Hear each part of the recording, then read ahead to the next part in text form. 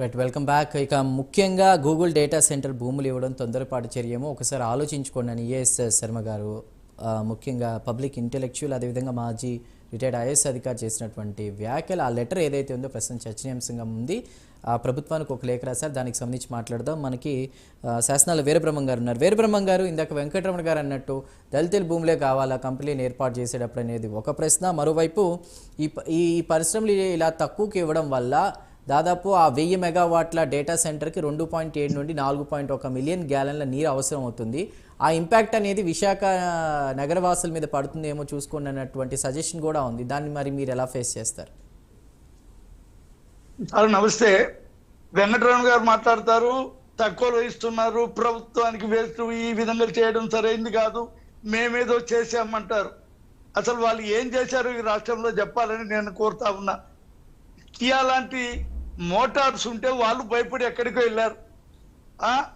అలాగే మీకు తెలుసు అమర్ అనే బ్యాటరీ సంస్థ ఉన్నది ఈ రాష్ట్రంలో పెట్టుకొని తరిమితే వాళ్ళు పోయి తెలంగాణలో పెట్టుకున్నారు. ఏదైనా కార్యక్రమాలు చేసేటప్పుడు అవి చెప్పాలి కానీ అసలు ఎందుకు పెట్టారండి? రుషికొండ ఏం చేశారండి? ఆ డబ్బులన్నీ 800 కోట్ల రూపాయలు దేనికి ఉపయోగం మీరు చేసింది? ఏదో మీ ఇష్ట ప్రకారంగా చేయడం, మీ ఇష్ట ప్రకారంగా చేస్తే మీరు సరిపోయింది. సూపర్ 6 చేస్తున్నాం మీ చేతగా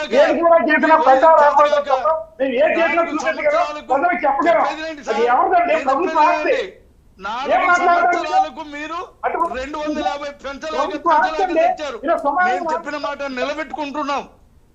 వినండి వెంకటరమణ గారు మాట్లాడేవాడిని మమ్మల్ని మీరు అన్నారు కదా ప్రభుత్వానికి ఏదో వస్తుంది మేము ఉద్ధరించినామని. ఈ రాష్ట్రాన్ని నాశనం చేసిన వాళ్ళలో మీ పార్టీ ఒకటే. జగన్ నువ్వు ఇక్కడ నేను ఇక్కడ మాట్లాడకూడదు. జగన్ రమ్మండి అసెంబ్లీకి వచ్చి ఏం చేశామో మాట్లాడమనండి. అసెంబ్లీకి రారు, మాట్లాడరు.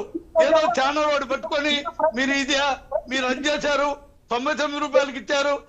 ఇవ్వాలంటే కొన్ని చోట్ల ఇస్తేనే అది డెవలప్. వెంకటరమణ గారు మీరు కండెమ్ చేస్తున్నారు, మాట్లాడుతున్నారు, బట్ వినిపించట్లేదు. ఒక్కసారి సిగ్నల్ చెక్ చేసుకోండి. వెంకటరమణ గారు మీరు మాట్లాడుతున్నారు బట్ వినిపించట్లేదు, సిగ్నల్ ఒక్కసారి చెక్ చేసుకోండి.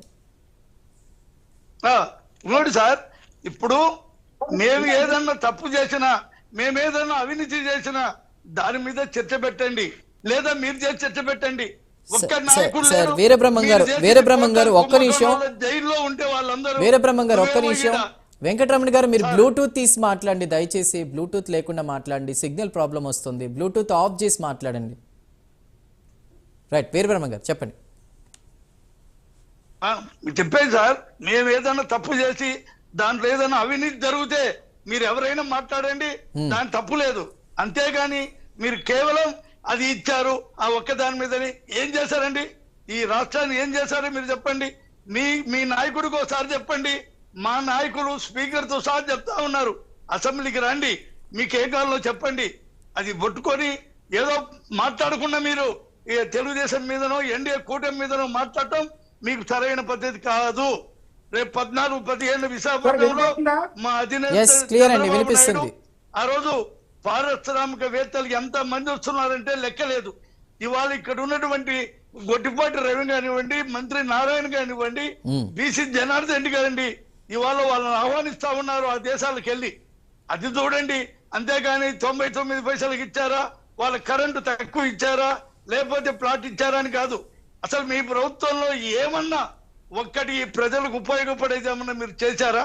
మేము ఇవాళ చేసేటువంటి చెప్పండి. మేము రేపు వచ్చిన తర్వాత 75,000 ఉద్యోగాలు గూగుల్ సెంటర్ ద్వారా రేపు వస్తా ఉన్నాయి. ఇవన్నీ వచ్చేటప్పుడు మీరందరూ సహకరించండి, మీరు చేసేవి మాకు చెప్పండి.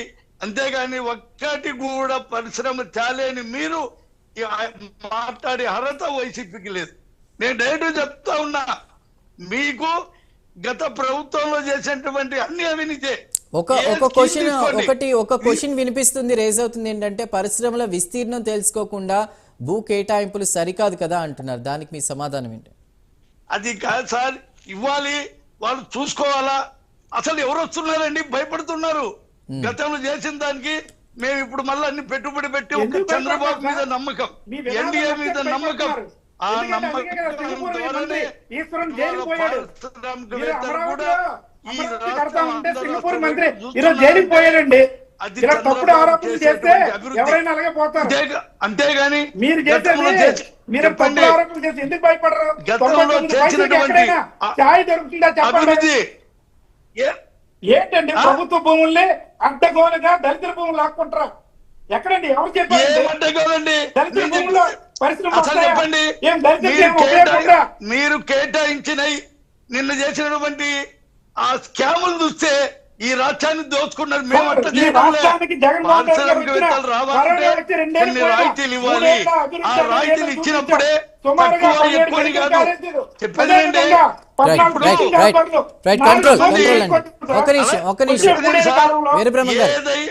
ఇది ఇవ్వనండి.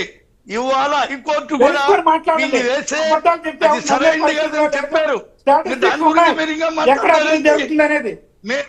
మేము రేపు ఉద్యోగాలు ఇవ్వడానికి ఈ పారిశ్రామికవేత్తలు మా అన్న కోరిక.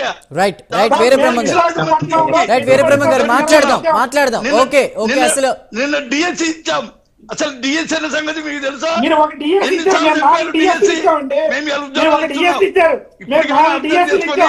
ఈ ఎన్డీఏ ప్రభుత్వానికి మీరు సహకరించవలసిందిగా ఒక్క నిమిషం అండి.